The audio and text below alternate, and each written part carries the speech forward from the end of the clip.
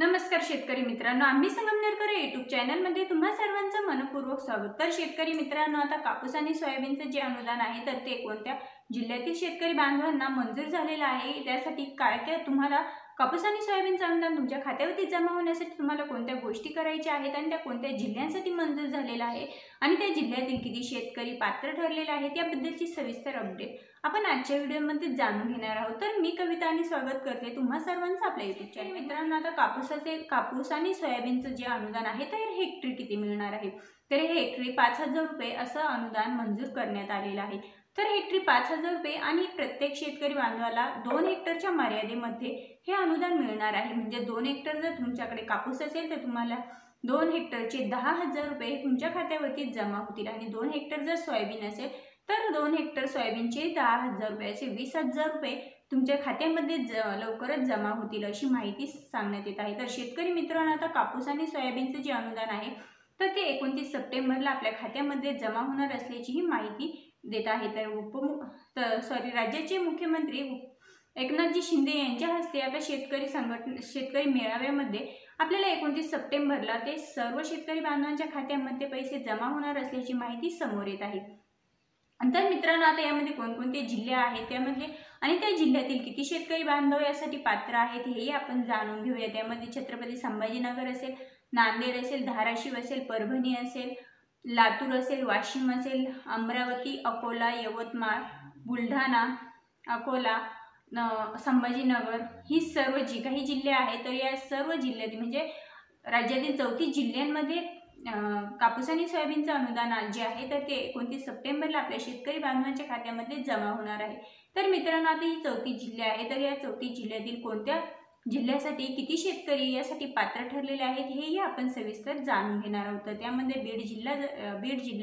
बीड जिल्ह्याचा जर आपण विचार केला तर मित्रांनो, बीड जिल्ह्यामध्ये एकूण 3,66,059 शेतकरी हे बीड जिल्ह्यामध्ये कापूस आणि सोयाबीन अनुदानासाठी पात्र आहेत। त्यानंतर यवतमाळ जिल्ह्याचा जर विचार केला तर यवतमाळ जिल्ह्यामध्ये 2,09,662 शेतकरी हे पीक विम्यासाठी पात्र आहेत।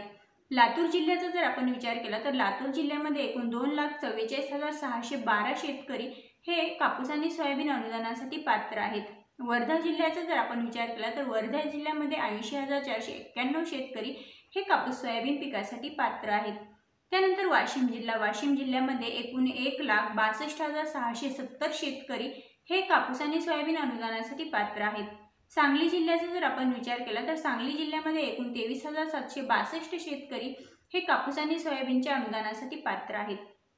मित्रांनो, त्यानंतरचा जो जिल्हा आहे तो म्हणजे सातारा जिल्ह्याचा जर आपण विचार केला तर सातारा जिल्ह्यामध्ये एकूण 89,109 शेतकरी हे कापूस आणि सोयाबीन अनुदानासाठी पात्र आहेत। सोलापूर जिल्ह्याचा जर आपण विचार केला तर सोलापूर जिल्ह्यामध्ये एकूण 49,419 शेतकरी बांधव हे कापूस आणि सोयाबीन अनुदानासाठी पात्र आहेत। हिंगोली जिल्ह्याचा विचार केला तर हिंगोली जिल्ह्यामध्ये 2,11,830 शेतकरी बांधव हे हिंगोली जिल्ह्यातील कापूस आणि सोयाबीन अनुदानासाठी पात्र आहेत। मित्रांनो, त्यानंतर गडचिरोली जिल्ह्याचा जर विचार केला तर गडचिरोली जिल्ह्यामध्ये एकूण 1,193 शेतकरी हे कापूस आणि सोयाबीन अनुदानासाठी पात्र आहेत। भंडारा जिल्ह्याचा जर आपण विचार केला तर भंडारा जिल्ह्यामध्ये 454 शेतकरी फक्त कापूस आणि सोयाबीन अनुदानासाठी पात्र आहेत। त्यानंतर गोंदिया जिल्ह्याचा जर विचार केला तर गोंदिया जिल्ह्यामध्ये एकूण फक्त 2 शेतकरी हे कापूस आणि सोयाबीन अनुदानासाठी पात्र आहेत। म्हणजेच एकूण आपण राज्यातील एकूण शेतकरी पात्र शेतकऱ्यांचा जर विचार केला तर राज्यातील एकूण पात्र शेतकरी संख्या 41,99,614 एवढी आहे। त्यामध्ये अकोला जिल्हा 1,36,707 संख्या आहे। अहमदनगर जिल्ह्यामध्ये 2,58,102 संख्या आहे।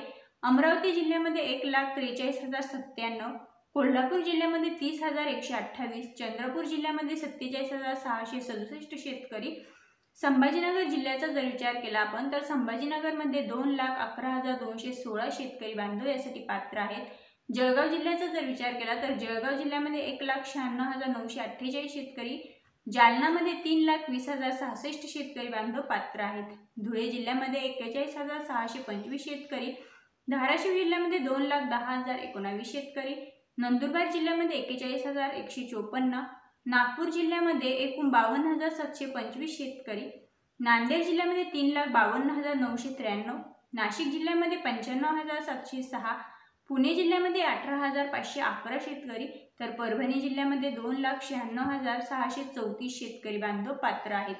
बुलढाणा जिल्ह्याचा विचार केला तर बुलढाणामध्ये 2,96,853 शेतकरी हे कापूस आणि सोयाबीन अनुदानासाठी पात्र आहेत. तर म्हणजेच शेतकरी बांधवांनो, ही जी शेतकरी संख्या आहे तर त्या राज्यातील ते एवढे शेतकरी हे कापूस आणि सोयाबीन अनुदानासाठी पात्र ठरलेले आहेत. तर आता या शेतकरी बांधवांना कापूस आणि सोयाबीनच्या पहिल्या टप्प्यामध्ये अनुदान हे मिळून जाईल आणि हेक्टरी 5,000 रुपये अनुदानाचं शेतकरी बांधवांच्या खात्यामध्ये जमा होणार आहे. तर ही होती कापूस आणि सोयाबीन बद्दल महत्त्वपूर्ण अपडेट. आणि आता नवीन सरकारने जो काही निर्णय घेतलेला आहे, जी काही तारीख सांगितलेली आहे, जो काही मुहूर्त काढलेला आहे तो म्हणजे 29 सप्टेंबरचा. तर मग आता सर्व शेतकरी बांधवांना आशा आहे की सरकारच्या या नवीन निर्णयावरती सरकार ठाम राहील आणि शेतकरी बांधवांच्या खात्यावरती कापूस आणि सोयाबीनचं अनुदान नक्कीच जमा करेल. पुन्हा भेटूया अशाच नवनवीन माहितींसोबत. तोपर्यंत जय हिंद, जय महाराष्ट्र.